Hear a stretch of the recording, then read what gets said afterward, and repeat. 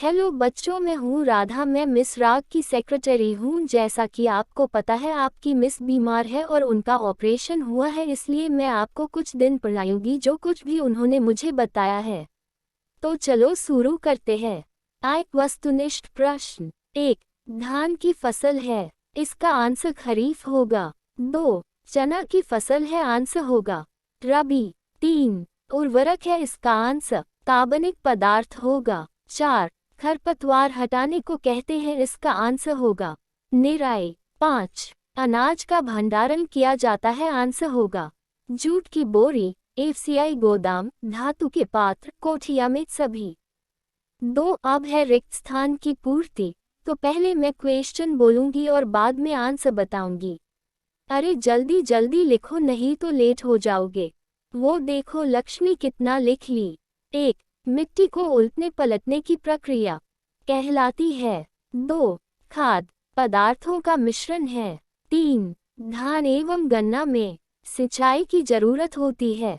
4. केंचुए को किसानों का कहा जाता है।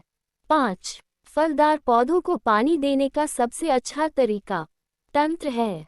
उत्तर 1. जुताई। 2. अकार्बनिक। 3. अधिक। 4. मित्र। 5. ड्रिप।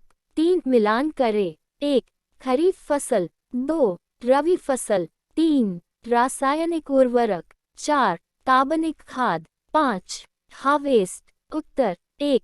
धान एवं मक्का। 2. गेहूं, चना, मटर। 3. यूरिया और सुपर फॉस्फेट। 4. गोबर, मूत्र, पादप से। 5. कटाई का यंत्र। 1.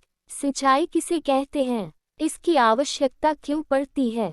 उत्तर जल संसाधन का उपयोग करके पेड़ पौधे एवं पत्तियों वनस्पतियों के जड़ में पानी पहुंचाने की क्रिया को सिंचाई कहते हैं। वनस्पतियों के अच्छे फसल तथा पौधे के जल की आपूर्ति को पूरा करने के लिए सिंचाई की आवश्यकता पड़ती है। 2. खाद और उर्वरक में क्या अंतर है।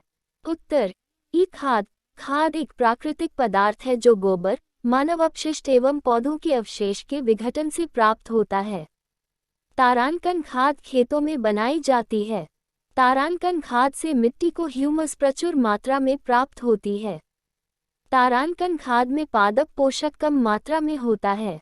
ई उर्वरक तारांकन उर्वरक प्रायः कार्बनिक लवण है। तारांकन उर्वरक का उत्पादन फैक्ट्रियों में होती है। तारांकन उर्वरक से मिट्टी को ह्यूमस प्राप्त नहीं होती है। तारांकन उर्वरक में पादप पोषक जैसे नाइट्रोजन, फास्फोरस एवं पोटाशियम प्रचुरता में होता है। 3. जैविक खाद से क्या लाभ है। उत्तर जैविक खाद से निम्नलिखित लाभ हैं। तारांकन जैविक खाद से मिट्टी की जल सोखने की क्षमता में वृद्धि होती है। तारांकन जैविक खाद से मिट्टी भूरा-भूरी एवं सरंध्र हो जाती है, जिसके कारण गैस विनिमय सरलता से होता है। तारांकन जैविक खाद से मित्र जीवाणुओं की संख्या में वृद्धि होती है। तारांकन जैविक खाद से मिट्टी का गठन में सुधार होता है। तारांकन जैविक खाद से मिट्टी को ह्यूमस प्राप्त होता है।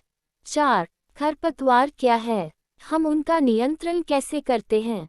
उत्तर खेतों में फसली पौधों के साथ साथ कुछ अवांछनीय पौधे भी उग जाते हैं, जो कि मुख्य फसल के साथ भोजन, स्थान एवं जल का बंटवारा करके फसल को प्रभावित करते हैं।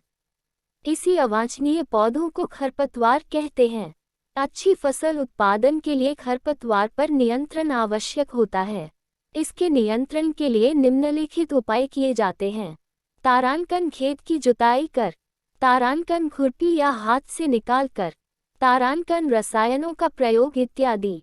अच्छा ये सब छोड़ो, क्या तुमने कभी तक चैनल सब्सक्राइब किया कि नहीं ये बताओ। अगर हाँ तो तुम अच्छे बच्चे हो, नहीं तो मैं आगे का आंसर बहुत बड़ा और बोरिंग बताऊंगी। हाँ, अब आगे बढ़ते हैं। 5. फसलों की उपज में सुधार हेतु महत्वपूर्ण सुझाव दीजिए। उत्तर फसलों की उपज में सुधार हेतु महत्वपूर्ण सुझाव निम्नलिखित है। तारांकन मिट्टी खेत को ठीक से तैयार करना। तारांकन उन्नत उत्तम बीज का चयन। तारांकन समय से बुवाई। तारांकन समय समय पर सिंचाई। तारांकन समय समय पर निकौनी। तारांकन जैविक खाद का अधिक से अधिक प्रयोग। तारांकन वैज्ञानिक पद्धति से खेती करना। तारांकन केंचुए का प्रयोग। 6. केंचुए को किसान का मित्र कहा जाता है। क्यों? उत्तर, केंचुए को किसान का मित्र कहा जाता है क्योंकि जब हम जमीन पर रासायनिक खादों, उर्वरकों और कीटनाशकों का उपयोग करते हैं तो जमीन की उर्वरा शक्ति खत्म हो जाती है, लेकिन जब केंचुए उस मिट्टी को भोजन के रूप में ग्रहण करते हैं और वापस मल के रूप में शरीर से बाहर निकालते हैं तो मिट्टी की रासायनिक प्रभाव कम हो जाती है और मिट्टी की उर्वरा शक्ति वापस आ जाती है, जिस कारण केंचुए को किसान का मित्र कहा जाता है। जय हिंद। हमें आपको पढ़कर मजा आया होगा। कल फिर मिलते हैं बच्चों। राधे राधे।